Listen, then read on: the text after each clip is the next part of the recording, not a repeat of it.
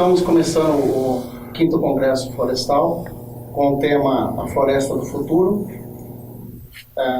Meu nome é Edmar, eu sou formado em Administração de Empresa com Gestão em Agronegócios e sou mestre em Genética e Melhoramento de Plantas. Nós vamos começar, né, o 5º Congresso com o tema Floresta do Futuro, com os dois palestrantes, o Eric, pesquisador de melhoramento da Embrapa Floresta, e Ana Gabriela, a diretora da Arborgen. Então, iniciando a primeira palestra do dia, nós vamos falar com a Ana Gabriela, ela é diretora da Arborgen. Gabriela, a palavra é sua. Olá, eu sou a Gabriela, trabalho na Arborgen, sou engenheira florestal, com mestrado em Tecnologia da Madeira, pós-graduação em Celulose e Papel e Melhoramento Genético. Eu venho trabalhando no setor florestal já há um pouco mais de 17 anos, trabalhei na Votorantim Celulose e Papel e estou há 7 anos na Arborgen. Hoje eu trago para vocês uma palestra nova, um assunto diferente do que a gente vem tratando nos últimos tempos, que a gente vem trazendo assuntos mais técnicos relacionados a melhoramento genético. Hoje eu vou falar um pouco sobre o impacto da genética florestal na rentabilidade do empreendimento. Eu vou trazer então informações de retorno financeiro que uma genética melhor proporciona no investimento florestal.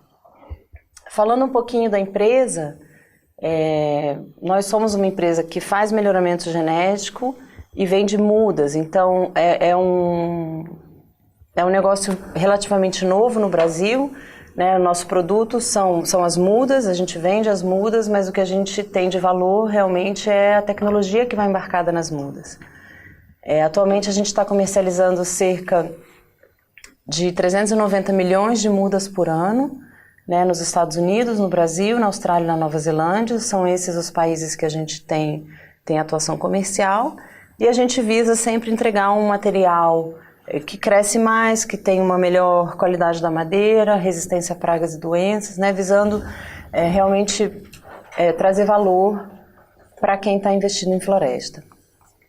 Bom, e qual é a base genética que a Arborgen utiliza? A gente utiliza de pinos, teda, uma base genética construída aí ao longo de mais de 100 anos de melhoramento, principalmente nos Estados Unidos, até os donos anteriores da Arborgen, os acionistas, International Paper e West Rock, a antiga Midwest Vehicle, né? Então esse material hoje está todo com a empresa, com a Arborgen. Na parte de eucalipto, a gente utiliza a base da International Paper, através de acordos comerciais que a gente tem com eles. Então a gente iniciou um acordo comercial primeiro para comercialização de alguns clones, e mais recentemente a gente assinou um novo acordo que nos dá acesso ao programa de melhoramento genético da empresa. Então a gente conseguiu ampliar o escopo de atuação com essa base de eucalipto da International Paper.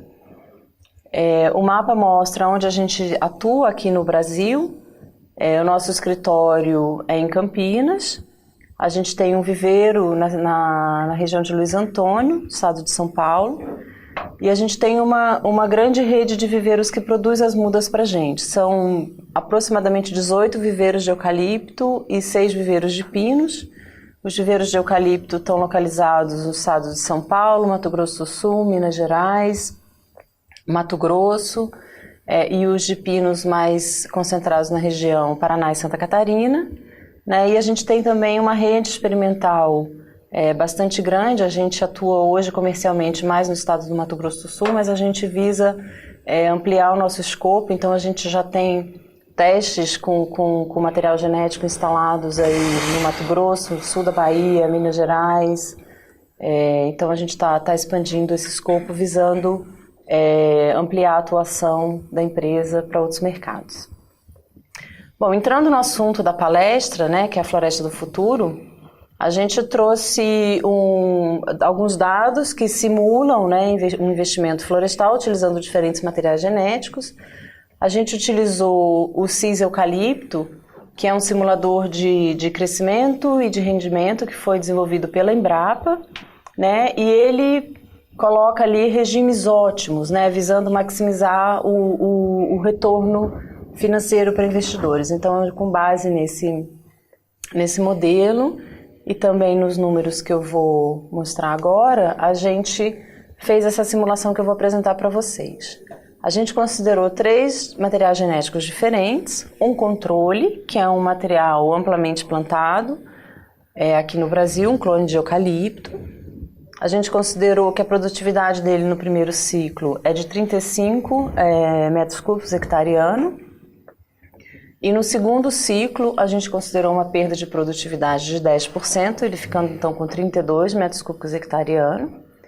E a gente compara esse material com 2 materiais que a Arborgen tem no mercado hoje, com o IPB2 e IPB13. O IPB2 ele começa com ímã de 40 e perde 10% também no segundo ciclo, e o IPB13 ele tem um ímã no primeiro ciclo de 42, no segundo ciclo ele também perde 10%, ficando com 38. Aqui a gente considerou custos de plantio e manutenção de florestas iguais para os 3 materiais, com exceção do custo da muda, né? Então, a gente balizou todos esses parâmetros, cada um com sua produtividade, mesmos custos, com exceção do preço da muda. Indo mais além, aqui está detalhado todos os custos que a gente considerou, desde preparo de solo, plantio, replantio, aplicações de herbicida, controle de formiga, adubações, para 2 ciclos, tá? Então a gente tem ali em torno de R$ 10.300, R$ 10.500 por hectare de custo para esses 2 ciclos, né? Considerando os 2 ciclos da floresta. E aí a gente fala um pouquinho dos resultados, né? Aqui, gente, só para explicar para vocês, a gente usou esses números, a gente acredita que eles estão bastante próximos da realidade para o estado do Mato Grosso do Sul, mas cada um, né, pode e deve fazer o seu exercício com a sua realidade, com seus dados de produtividade, com seus custos, tá? A gente trouxe aqui só um exemplo para provocar essa discussão, tá bom?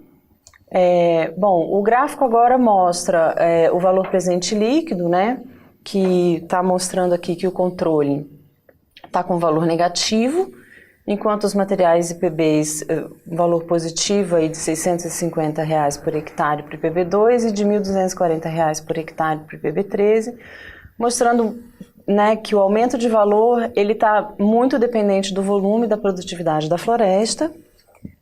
Indo além, a gente fala da receita.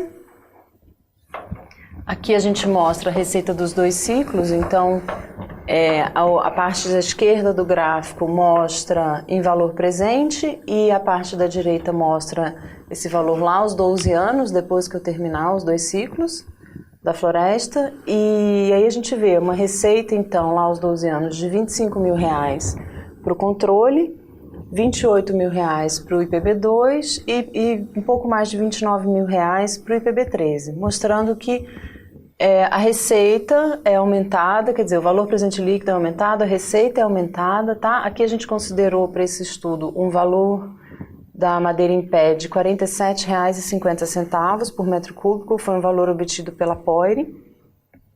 Então, mostrando aí, né, que realmente ao plantar um material genético com melhor crescimento, ele vai te dar um retorno melhor.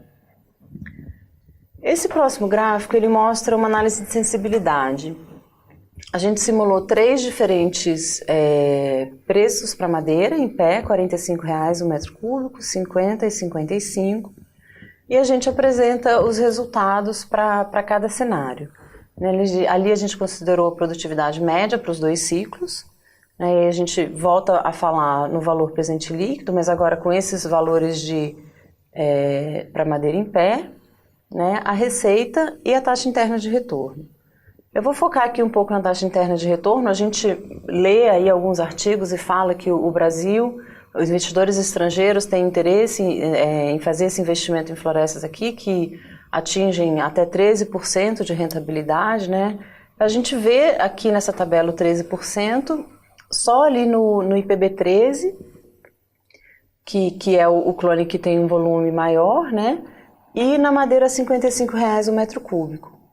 Né? Então a tira aí apresentada está variando de 6,2, né, no controle, lá na madeira mais barata, R$ 45,00 o metro cúbico, até 13, e aí a gente vê, enfim, é um balanço, né, de quanto a gente vai ter de despesa nesse investimento, por quanto a gente vai conseguir vender a madeira e que resultados a gente pode esperar. Eu acho que para fechar esse raciocínio, os números dessa tabela mostram com o valor da madeira R$ 47,50 por metro cúbico, né? Então são um pouquinho diferentes do slide anterior, daquela análise de sensibilidade. Mas para concluir, né, eu acho que a análise mostra que mesmo uma muda num preço maior, ela compensa, né, porque ela traz um resultado melhor para o investimento. E plantar material de genética avançada aumenta a sua chance, né, de atingir as metas financeiras que são fixadas lá no início do empreendimento, né, com menor risco e pode até algumas vezes viabilizar, né, se o investidor põe como meta 10% de retorno, 11% mínimo, quer dizer, a gente consegue atingir essas rentabilidades à medida que a gente melhora os resultados da floresta. Indo um pouco além agora, a gente vai falar de como esse material se comporta nas fábricas. Então eu vou falar um pouco da produção de celulose e vou falar também um pouco da produção de energia. Então lá na fábrica de celulose, o que a gente tem de impacto é a densidade básica e o rendimento em celulose.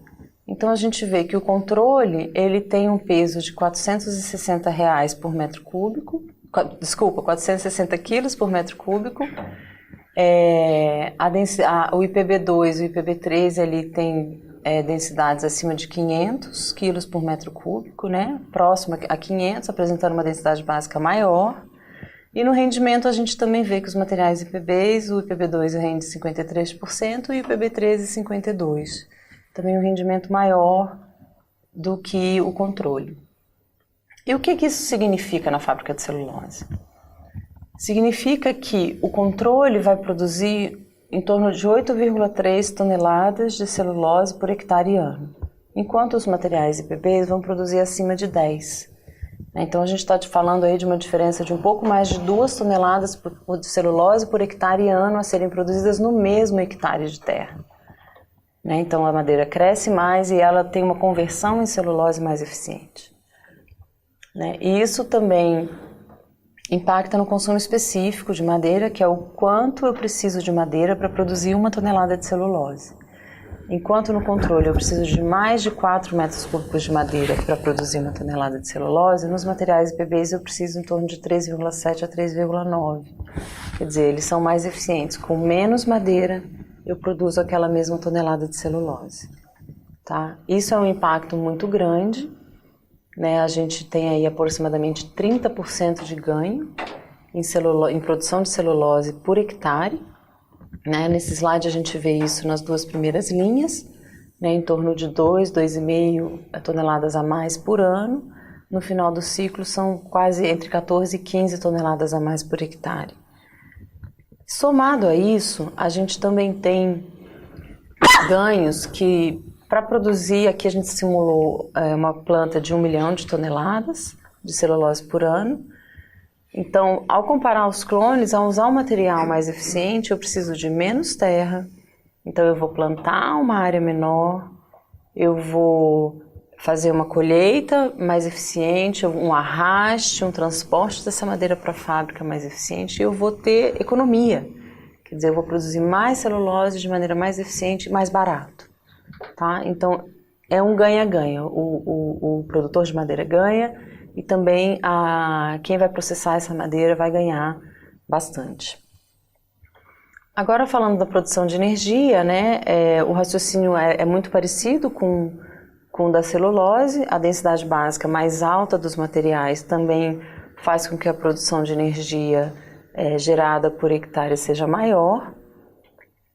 E aí eu até gostaria de dizer, nossos materiais com essa densidade em torno de 500 quilos por metro cúbico ainda não são adequados. Eu acho que a gente, num curto para médio prazo, a gente vai ter materiais acima de 550 quilos por metro cúbico, né, mais específicos, melhores ainda para a produção de energia, visando atingir aí cada segmento com o que ele pode oferecer de melhor, né, mas a gente vê os ganhos aí na geração de energia por hectare e vê também no custo, né, a madeira dos clones IPBs, elas vai gerar uma energia mais barata do que o controle em função desse resultado que ele proporciona.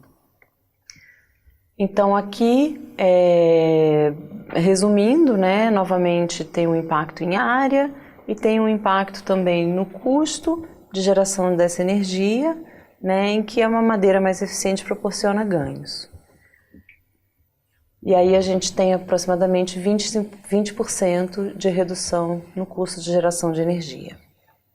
O tema do painel que a gente está participando é a Floresta do Futuro, né? Então eu acho que a Floresta do Futuro é aquela mais eficiente para aquele uso final de que ela vai ser plantada.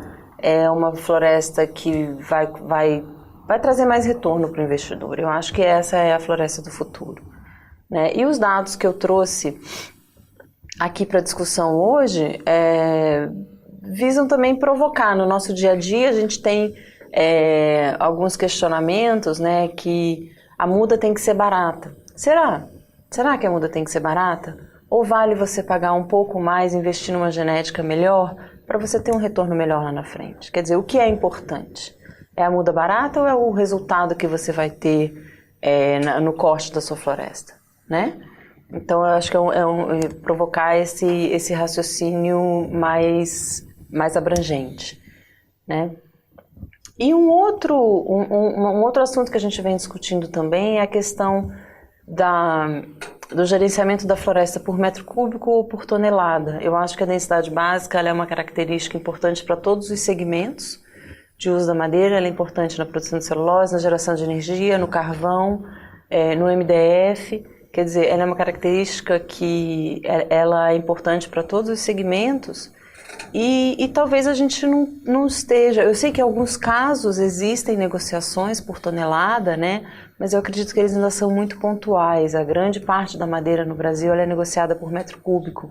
E fica aí um questionamento se é a madeira a forma ideal, né, de negociar essa madeira ou se uma negociação por tonelada seria mais justa. Obrigada pela atenção. Agora eu vou ficar disponível para as perguntas. Obrigado, Gabriela, pela sua excelente apresentação. Nós vamos passar a palavra para o Eric. O Eric é especialista em florestas na Embrapa. Estou passando o nome, não vou me arriscar em falar seu sobrenome porque eu não consegui pronunciar. Eric, com você a palavra e sua apresentação. Obrigado, Itmar. Especialista em floresta é muito amplo. Eu tenho trabalhado em várias áreas. Minha origem é tecnologia de produtos florestais. De lá eu fui para a conservação da biodiversidade. De conservação eu passei a trabalhar com energia e com sistemas de geração de energia renovável. Mas isso, por eu ter mudado de área um monte de vezes, minha palestra vai ser um pouquinho diferente da Gabi. Eu tentei estruturar minha apresentação para eu me pôr no lugar de um produtor, para ver como eu plantaria uma floresta para o futuro. E eu não me preocupei muito com essa questão de genética, primeiro porque eu sabia que vocês eram nossos parceiros, e segundo porque desde 1980 e poucos eu dou palestra pela Embrapa, e a gente diz o seguinte, que quando você cria porquinho, você não pega qualquer porquinho. Quando você cria... quando se planta alface, você não pega qualquer alface. Soja, procura uma semente boa. Então, em floresta, uma coisa que você deixa 5, 6, 10, 20, 30 anos crescendo, se você pegar uma genética ruim, você está morto. Então, eu acho que a palestra dela foi muito boa e pôs a situação aí e colocou que não há como você ir para frente sem genética boa. Então eu vou falar um pouquinho mais de manejo. Fiquei muito contente que ela usou cis-eucaliptus, porque eu também ia falar um pouquinho dele. Bom, vou contar um pouco de história da Embrapa. Nós estamos há 40 anos, ano que vem, fazendo 40 anos, e nós trabalhamos com floresta em todos os aspectos, desde plantar sementinha até produtos florestais. Hoje uma linha forte que a gente está tentando investir é a linha de gerar múltiplos produtos de uma mesma floresta. Hoje falamos em nanotecnologia, falamos em energia como subproduto de celulose, produção de bioóleo a partir de licor negro e tudo mais. Então a Embrapa tem tem um programa de pesquisa bastante amplo.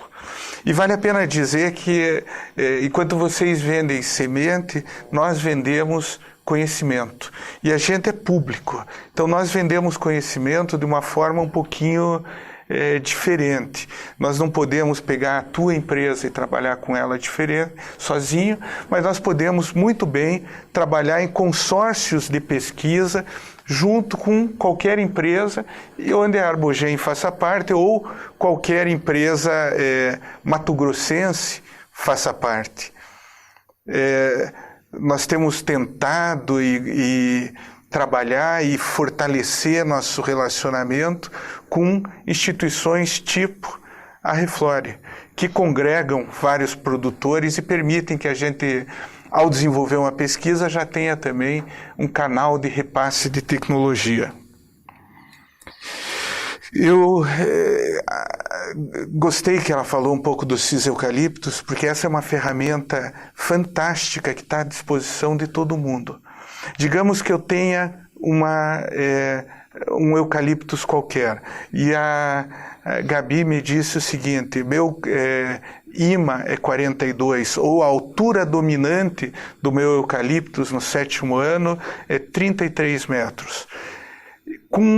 Se eu colocar poucas variáveis nesse sistema, eu consigo modelar quanto eu vou produzir se eu usar um espaçamento maior ou um espaçamento menor. Então a primeira coisa que eu queria discutir aqui é espaçamento. O que a gente tem visto com esse simulador é que ele é muito robusto. A gente desenvolve modelagens, e nós desenvolvemos algumas lá atrás, e vimos que quando a floresta cresceu, realmente os resultados são muito robustos, eles funcionam. E o que a gente vê é o seguinte: à medida que você densifica muito a floresta e planta muita muda, você até produz um pouquinho mais de madeira. Talvez o clone de 40 dela passe para 43. Mas na hora que eu corto muito cedo esse clone, essa floresta, o que eu vou ver é o seguinte: meu custo por metro cúbico acaba sendo maior se eu corto aos 4 anos do que ele seria aos 6. E acho que para qualquer produtor florestal, custo é um fator muito importante. Então, às vezes, pode crescer um pouquinho a mais por ano, mas ficar 6 anos crescendo com aqueles custos que são grandemente... a grande parte do custo é feita no começo da produção, no primeiro ano, faz com que meu metro cúbico seja mais barato. Não é à toa que a grande parte das indústrias florestais não plantam superadensado e plantam num espaçamento de 1.600, até 1.100 plantas por hectare.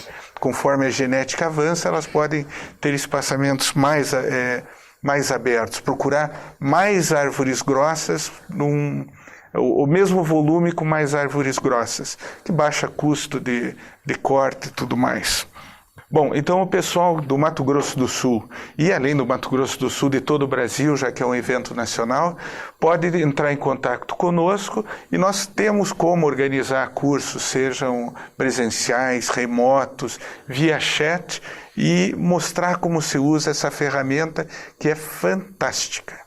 Bom, ao longo de todo o nosso trabalho, a gente foi mudando de foco. Nós já tivemos foco em produzir mudas, em produzir sementes, material genético, e ao longo do tempo nós demos uma acalmada nessa área, e o que nós trabalhamos razoavelmente foi com conservação genética de materiais, mesmo porque nós não conseguimos ter a mesma agilidade que tem o Arbogen ou outros produtores de material genético.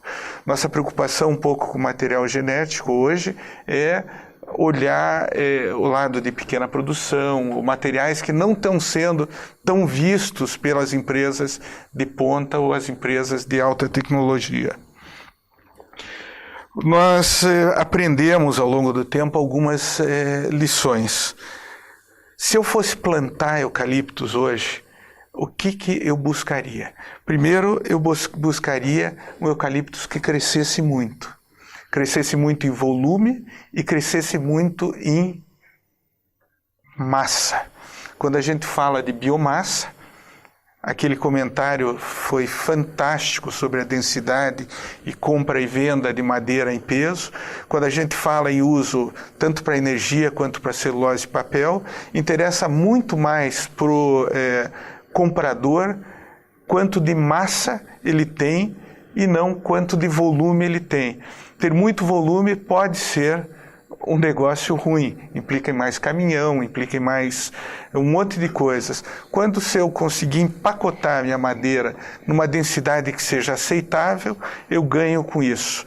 Agora, como eu conversei com o pessoal da Reflore aqui, e nós vamos, e o meu papo era sobre como é que eu planto uma floresta hoje, para lá na frente, daqui a 30 anos, ela está disponível para alguém e não sei quem é, eu focaria muito em plantar nessas espécies como grandes, urograndes, saligna, que não tem uma densidade tão alta quanto o citriodora, mas que podem ser usados por diferentes indústrias. Então eles poderiam ser usados pela indústria de celulose, poderiam ser usados pela indústria de energia e poderiam ser usados também para desdobro.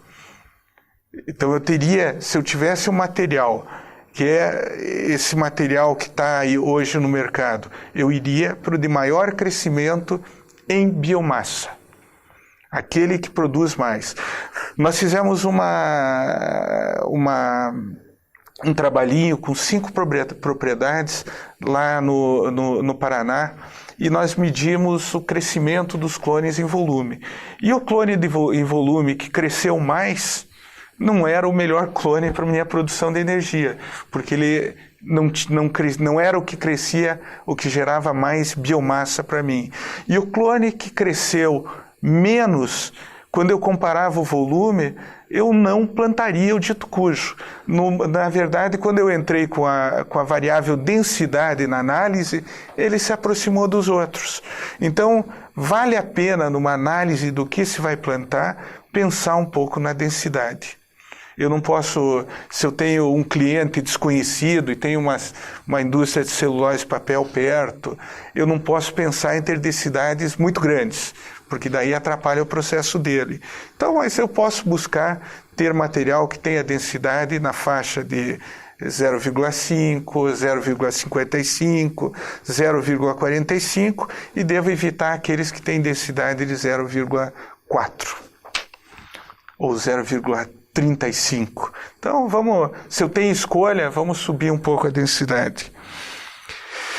Quando eu corto madeira muito cedo, eu tenho uma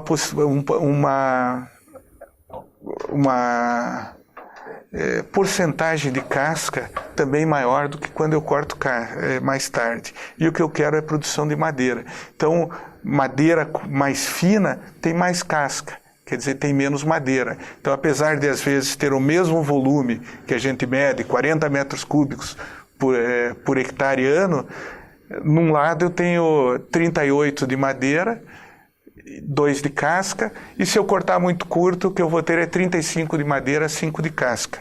Então, talvez eu tenha exagerado nos meus números, mas à medida que a rotação avança, eu tenho menos casca em relação com madeira. Quando eu corto a madeira, daí tem um outro ponto. Eu produzi madeira, então o que eu digo? Eu posso procurar espaçamentos, o espaçamento ideal usando o simulador de crescimento. Aí eu vou cortar lá aquela madeira. Quando eu corto madeira, eu tenho metade madeira, metade água. E quando eu queimo madeira, e agora vamos falar do uso queima, quando eu queimo madeira, se eu queimo essa madeira muito úmida, o poder calorífico da madeira cai até a metade. Então, se eu não tiver um processamento da minha madeira, e isso vale para energia, mas vale também para madeira serrada ou para celulose, se eu não tiver um aproveitamento apropriado da minha madeira a partir do momento que eu corto, eu perco todas as vantagens que eu tive no melhoramento, no manejo. Eu plantei uma semente, eu fiz ela é boa, eu manejei com o espaçamento correto e na hora que eu cortei, eu trabalhei com minha madeira de maneira apropriada. Para eu fazer tudo isso aí, é preciso que a gente tenha um sistema de inteligência, um sistema de engenharia por trás dos meus plantios. Não é todo produtor de madeira que consegue ter um engenheiro florestal. Então é importante que a gente tenha regionalmente engenheiros que tenham uma base de consultoria boa, e é importante também que a gente tenha uma assistência técnica local voltada a nos ensinar como planta. Muita gente, e eu sei que não é o caso dos produtores de mercado maiores, planta eucaliptos, planta pinos, planta mogno, planta outras espécies, mas planta sem uma profissionalização grande. O custo de engenharia é mais ou menos como o custo de muda. Ele é custo, mas ele se paga.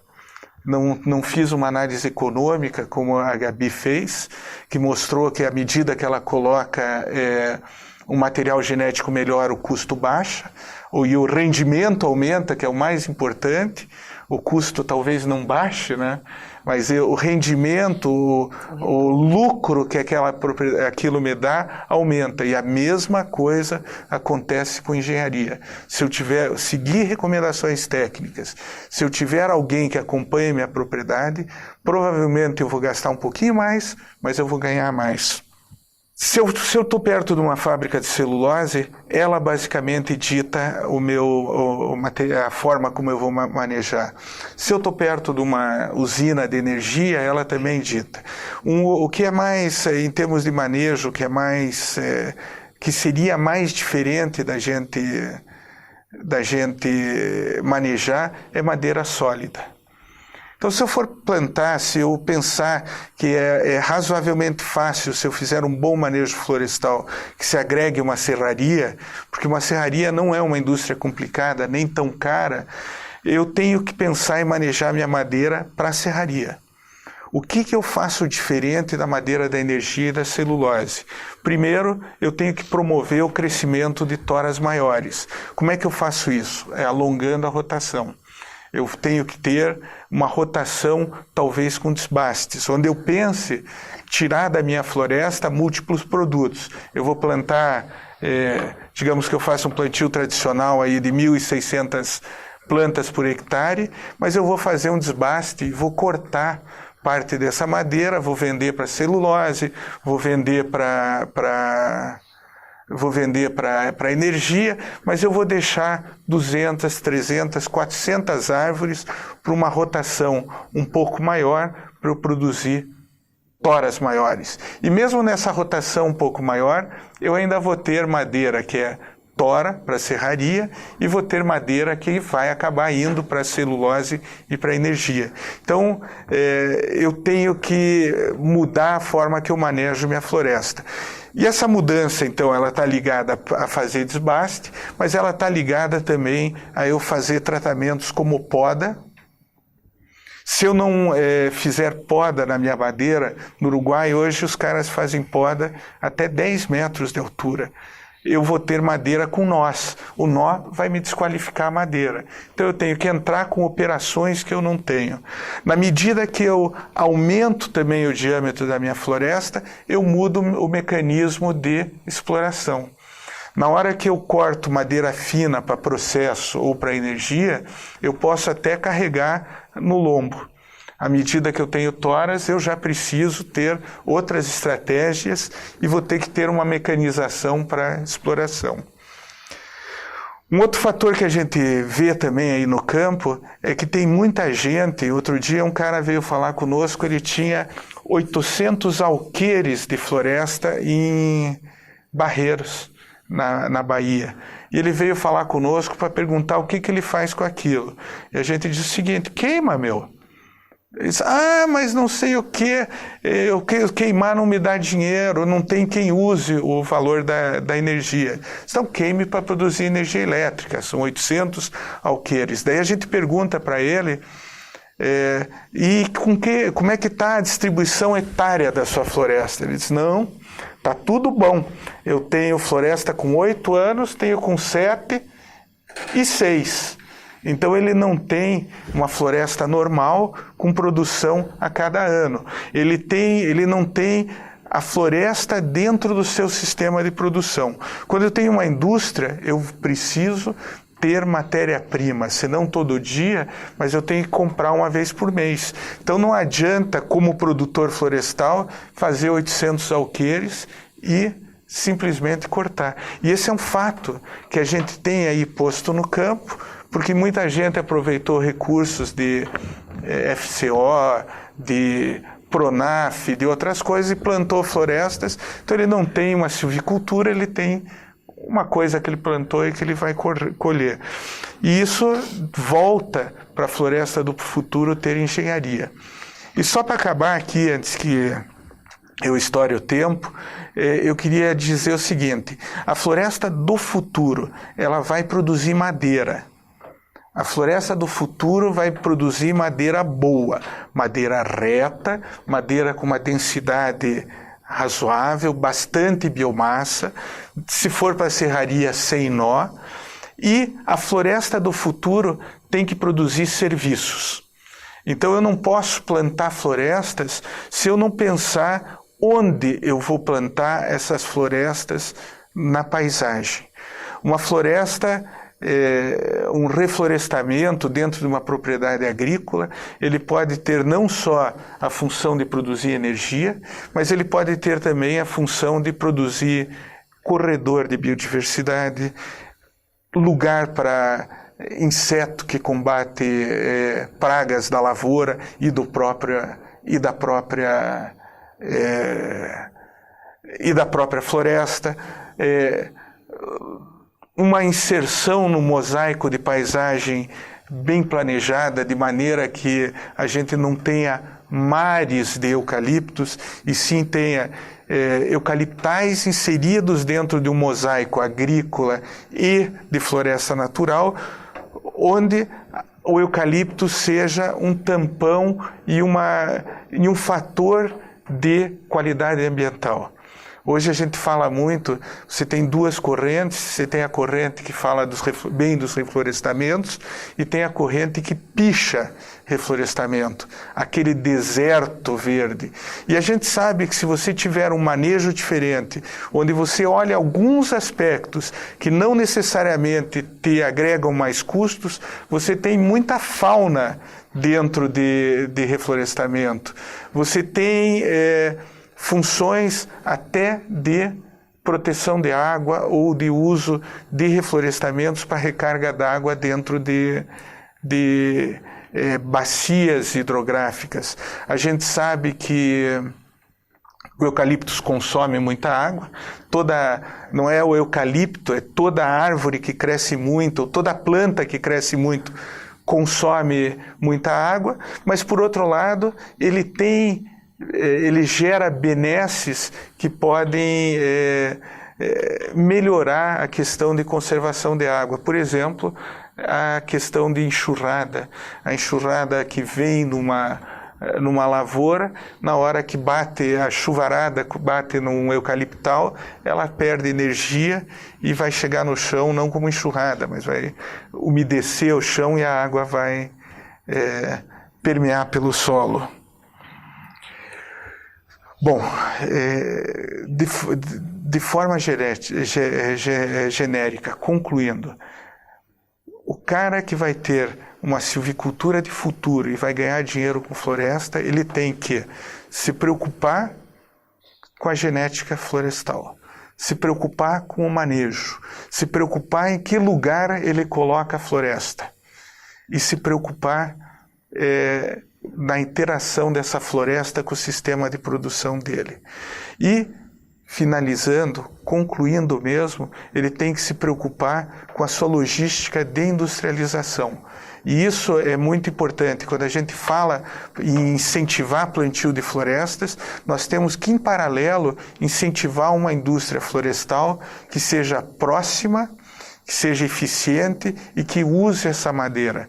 Então, as questões locais aí, nós temos que começar a discutir que tipo de madeira nós estamos comprando de outros lugares e que nós podemos substituir.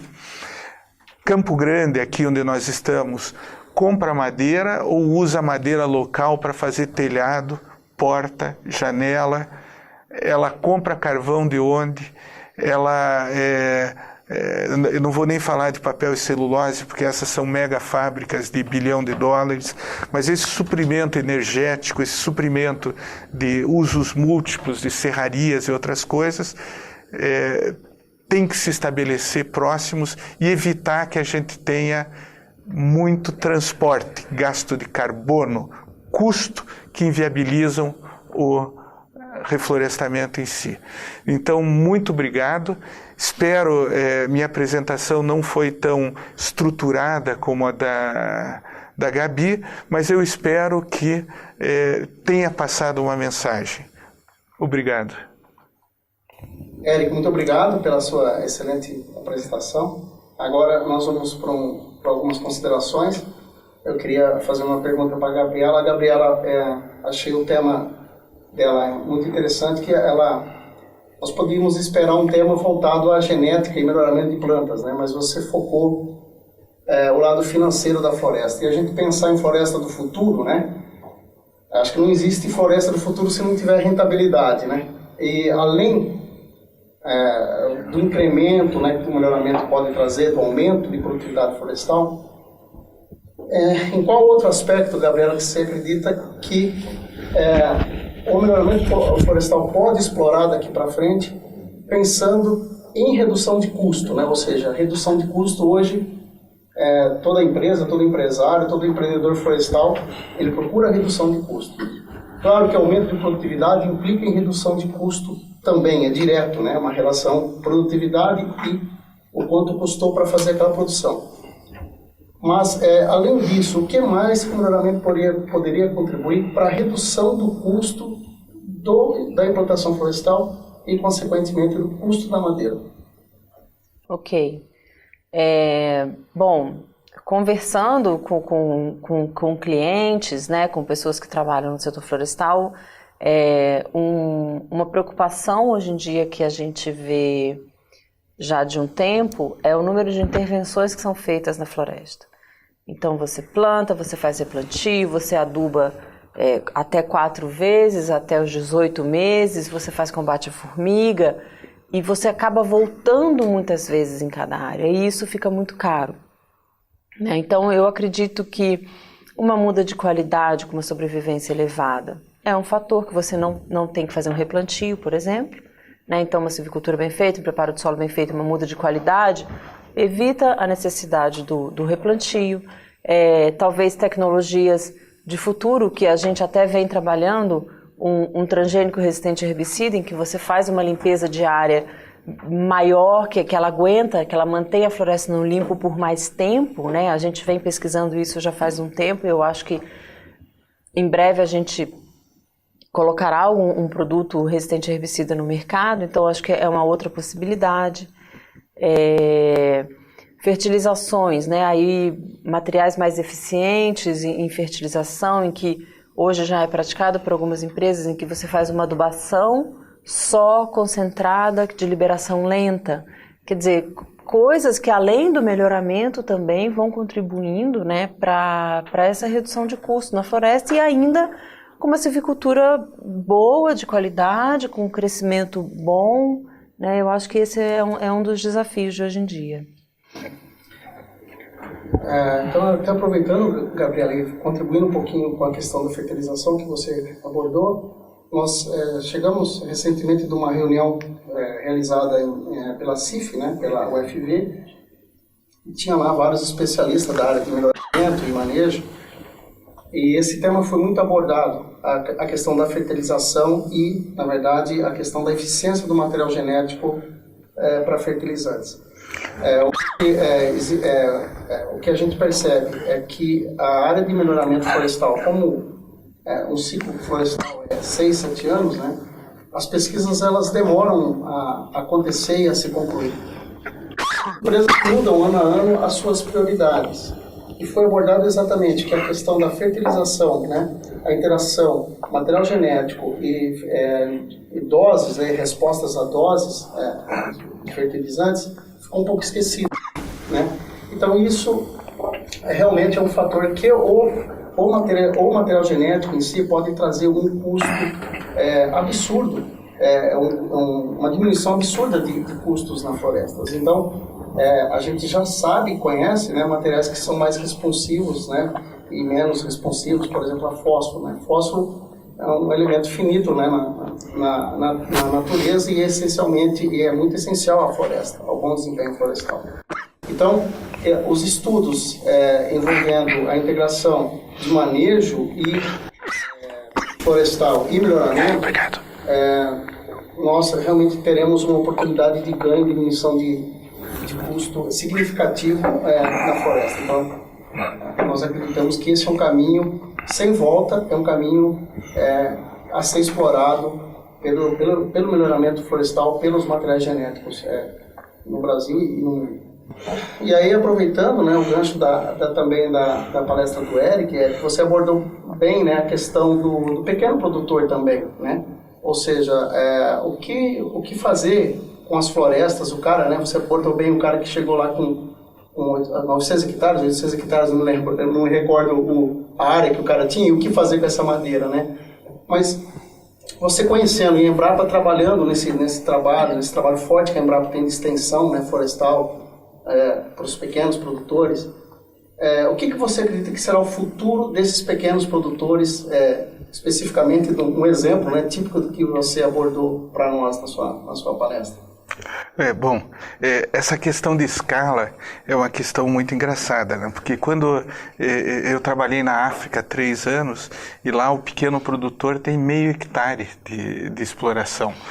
Quando a gente diz para o africano que o nosso pequeno produtor tem 30 hectares, 20 hectares lá no Paraná, ele dá risada e diz, mas isso não é pequeno, isso é grande, médio é 5 hectares. E quando eu falo em pequeno produtor para o Mato Grosso, ele já diz, bom, 30 é mini, ele já está pensando em 100. Se eu subir para a Amazônia, 200, 300, 1.000 hectares já não é tão grande assim. Então você tem situações diferentes, e eu acho que quanto menor você é, mais especializado você tem que ser e mais você tem que buscar processar aquele material. Não há como eu, manejando meio eucaliptos por ano, dizer que eu vou tirar meu sustento dessa floresta. No entanto, se eu tiver um processamento dessa madeira, eu posso vender algumas coisas de maior valor agregado. Eu trabalhei no meu mestrado com gasificação de madeira e geração de energia elétrica. Então hoje você tem soluções, por exemplo, para gerar energia elétrica para 6, 7, 8 famílias, manejando menos de 1 hectare por ano. Se dá dinheiro ou não, são outros 500. mas você tem essas soluções e você poderia amarrar isso a serrarias locais de alta qualidade, verticalizando com produções locais de coisas de alta qualidade. O que você não pode é, sendo pequeno, querer produzir uma coisa que é basicamente uma commodity, como uma cadeira. O povo do Acre reclama que eles têm um monte de madeira bacana e as cozinhas que são cobradas no Acre, e as cadeiras que são cobradas no Acre, vêm de Bento Gonçalves, vêm de São Bento, vêm do interior de São Paulo. E o cara diz, mas por quê? E é super fácil de ver. Por quê? Quando eu produzo 1 milhão de cadeiras, eu posso ganhar R$2 por cadeira. E quando ele produz 30 cadeiras, ele não consegue colocar R$500 na cadeira de lucro para ele. Então, ele só vai se estabelecer como pequeno produtor na hora que ele tiver, na hora que ele vender alguma coisa cara. Se ele quer vender uma coisa mais barata, há que ter um planejamento regional, de maneira que eu, num grupo de produtores menores, junte uma produção e daí eu tenho um pátio de madeira, que faça a seleção de madeira, parte disso vai ser preservado para vender palanque, outra parte vai ser serrado, eu tenho um secador, tenho meu gerador de energia, então aí é uma coisa que está faltando talvez para nós, é organizarmos mecanismos de comercialização, de agregação de valor, como as cooperativas fazem com frangos, com embutidos e tudo mais. Então, mas é difícil dizer o que vai acontecer em 30 anos, porque vai que daqui a pouco nem quer se usar madeira, o que eu acho que não vai acontecer. Madeira vai ser um material cada vez mais procurado. Ele é o creme da agricultura, por exemplo, em sistemas de integração capturando carbono. Ele é o creme do nosso desenvolvimento sustentável em moradias. Nós vamos ter que vencer alguns processos que dizem que casa de madeira é primeiro, casa de pobre, segundo, perigosa. Eu moro numa casa de pinos que eu construí, é super, cara. Melhor do que tijolo. E a gente tem que vencer isso e tratar a madeira como um material do futuro. Perfeito, é interessante que você falou a questão de associações, né? Criar associações regionais, ou seja, de fato é o uso múltiplo da madeira, né? Como também o Congresso tratou em algum momento, e é o que você está comentando e é o trabalho que vocês conseguem enxergar numa entidade como a Embrapa, que tem, né, uma amplitude maior e atende produtores, né, pequenos, ou seja, nichos diferentes de mercado. E aí também fazendo um contraponto, Eric, a gente falou do pequeno e do grande produtor, o que a gente tratou também na CIF, né, recentemente, eu estou trazendo isso porque é bem recente, onde tinha vários especialistas do setor, que falando dos grandes players, né, dos grandes consumidores de madeira, uma tendência que a gente percebe é a especificidade dos materiais genéticos. Quando o setor amplia, tem a necessidade de crescer, né, o pessoal normalmente planta o que nós chamamos de materiais plásticos, né, ou seja, que vai bem, tem um bom desempenho silvicultural em qualquer ambiente, né. E, na verdade, agora está havendo, né, o que se comenta é que esses materiais estão morrendo, né, eles sairão naturalmente do mercado, porque à medida que o player se estabilizou, ou seja, você conhece a área necessária para o seu consumo, da sua indústria, a tendência é maximizar a produtividade. E você consegue maximizar a produtividade com clones mais específicos, ou seja, dentro das fazendas, você tem uma infinidade de solos, não infinidade, mas você consegue classificar ao menos solos de média e baixa produtividade, claro, né, cada um no seu range em função da qualidade do solo, por exemplo, né, ou do clima. Ou seja, isso precisa ser mais explorado e as empresas estão procurando explorar mais isso. Ou seja, nós teremos daqui para frente uma diversidade de material genético buscando aumento de produtividade, né, e consequentemente uma redução de custo florestal. Isso para os grandes, né, no contraponto que você colocou, o que pode ser o futuro, né, para os pequenos. Então, o futuro dos grandes no uso de material genético é isso que a gente vê, isso que é uma tendência. Ele já tem uma indústria estabelecida, então eles melhoram o seu processo. Eu acho que a gente, falando dos pequenos, né, muitas vezes a decisão de plantar uma floresta vem de uma decisão interna, porque ele tem lá na fazenda dele algumas atividades e tem uma região mais pobre, ele decide plantar floresta. Mas ele não viu que mercado ele vai atender com aquela madeira. Ele não fez um planejamento de quem vai consumir. E isso que tem, acho que, gerado bastante problema, porque quando aquela floresta atinge a idade de corte, ele não sabe para quem vender, ele toma um susto quando ele vê o preço da madeira, né? Então eu acho que isso também passa por uma profissionalização, tanto do material genético como de planejamento, que você falou do técnico, do engenheiro, né, responsável, que na verdade é um custo, mas também é um investimento para o negócio, né? Eu só complementando, eu acho que uma coisa agora o Brasil está investindo muito numa tecnologia que não é necessariamente de plantio florestal, mas ela implica em ter florestas, que é a integração lavoura, pecuária e floresta. Você, quando planta árvores no sistema de integração, você pode até perder em produção por unidade de área, em produção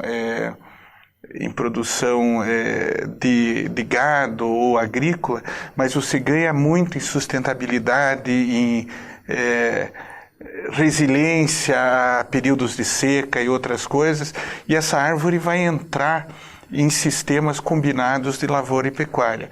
Isso já está crescendo, e há certas... volta e meia a gente vê discussões de que árvore eu ponho nesse sistema, mas o povo está pondo. E o povo está pondo, na verdade, aquele eucaliptus que cresce bem, na grande maioria, o mogno que cresce bem, o mogno africano que cresce bem, ou a teca, ou outra espécie que cresce bem. E ele vai ter daí um problema de uso, porque são extensões grandes, com produtividades por hectare menor. Então, eu vejo que uma das alternativas, a primeira alternativa, é a energia. É tacar-lhe fogo naquela madeira. E a gente precisa ter tecnologias que permitam que a gente gere energia, mas não aquela energia de só queimar, que vire energia elétrica. A segunda coisa, e calor, Chico. E a outra coisa é que quem planeja localmente tem que ver o que a gente importa de madeira. Nós fizemos um trabalho em Erechim há um tempo atrás, 20 anos atrás, e nós vimos que eles importavam de madeira numa cidade razoavelmente pequena, alguma coisa na época a gente quantificou em unus mille, dava como que 6 mil unus mille por ano, que a cidade de 200 mil habitantes ia buscar de madeira longe. Então esse pessoal todo tem que olhar para o seu mercado local e ver o que ele pode cortar do Mato Grosso. Se eu estou no Mato Grosso do Sul, o que eu posso cortar do Mato Grosso e não comprar de madeira tropical amazônica e produzir aqui localmente? Isso só num exemplo. A gente via que a Klabin, por exemplo, com seu polo de madeira, ela vendia madeira para Caixa-Prego, para o centro de Santa Catarina. Então a gente tinha que, quando conversava com aqueles municípios, dizer para eles, olha, primeiro veja como é que se substitui a madeira que você está buscando lá de Telêmaco Borba, 400, 500 quilômetros. Bom, perfeito, Érico. Obrigado pela contribuição. Gabriela também, pela excelente apresentação de ambos. Bom, o tema ele é muito amplo. A gente sabe que ficaram aqui vários pontos, né, que a gente poderia estar abordando, mas agradecemos e numa próxima etapa do Congresso a gente pode abordar outros temas relevantes ao melhoramento, né, florestal. Aí agora, os dois palestrantes estarão disponíveis no chat, né, no bate-papo, então estão todos convidados a perguntarem o que quiserem e estaremos respondendo as questões. Obrigado.